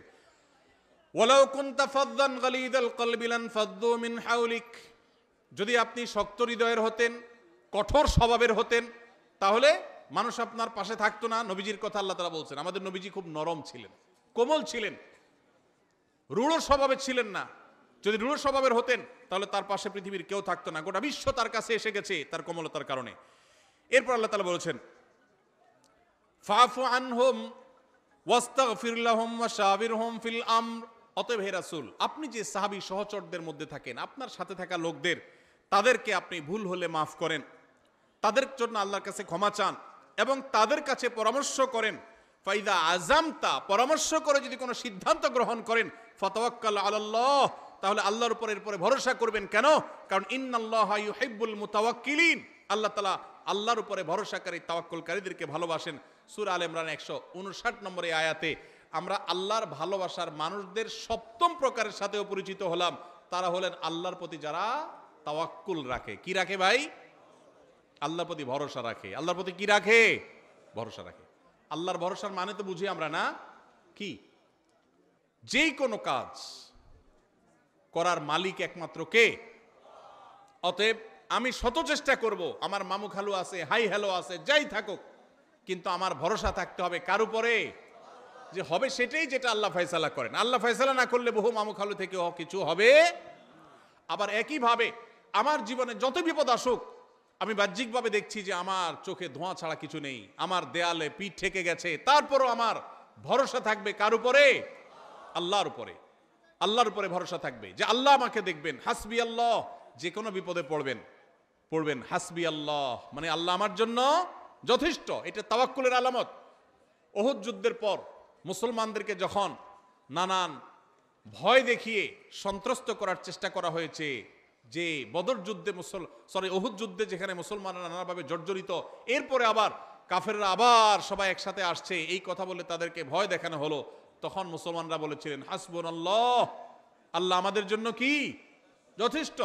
একই কথা ইব্রাহিম আলাইহিস সালামও বলেছিলেন, যখন অগ্নিকুণ্ডে তাকে নিক্ষেপ করা হয়, তিনি বলেছিলেন আল্লাহ আমার জন্য যথেষ্ট।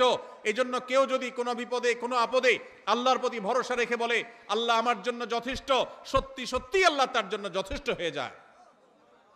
এই জন্য ভাই, আমরা সবাই আমাদের জীবনে যে কোনো কিছু, আপনি পরীক্ষা দিলাম, ভালো মন্দ যাই হলো, আল্লাহর উপর ভরসা রাখবো। এটা বিপদ আসছে, আমি ভেঙে পড়বো না, আমি আল্লাহর উপর ভরসা রাখবো। ইমানদার সবসময় কার উপরে ভরসা রাখবে? অসুখ হয়েছে, ওষুধ আমি সেবন করব, কিন্তু ভরসা হবে কার উপরে? আল্লাহর উপরে। বিপদ আপদ হয়েছে, 2-4-5 জনের কাছে গেছি, ভালো কথা, কিন্তু ভরসা হবে কার উপরে? আল্লাহর প্রতি। আল্লাহর প্রতি ভরসা, পদে পদে, পায়ে পায়ে। আজ বস্তুবাদের জোয়ারের, জয় জয়কারের এই পৃথিবীতে মানুষ আল্লাহর উপরে ভরসা ভুলে গেছে ভাই। এখন আল্লাহর উপরে ভরসা নাই, অসুখ হলে ওষুধের কথা আগে মনে পড়ে, আল্লাহর কথা মনে পড়ে না। এটা ঈমান দুর্বল হওয়ার লক্ষণ, আলামত খারাপ। এই জন্য বেশি বেশি করে আল্লাহর কথা স্মরণ করা, বিপদ আপদে আল্লাহকে স্মরণ করার চেষ্টা করা। আল্লাহর প্রিয় বান্দাদের মধ্যে শামিল হতে হলে এই তাওয়াক্কুলকারী হতে হবে। আল্লাহ আমাদের সবাইকে তৌফিক দান করুন। তাহলে 7 নম্বর, সেই সৌভাগ্যবান মানুষ যাদেরকে স্বয়ং আল্লাহ ভালোবাসেন বলে জানিয়েছেন, তারা হলেন, তারা পদে পদে জীবনের ক্ষণে ক্ষণে সব সময় ভরসা রাখে কার উপরে? আল্লাহর উপরে।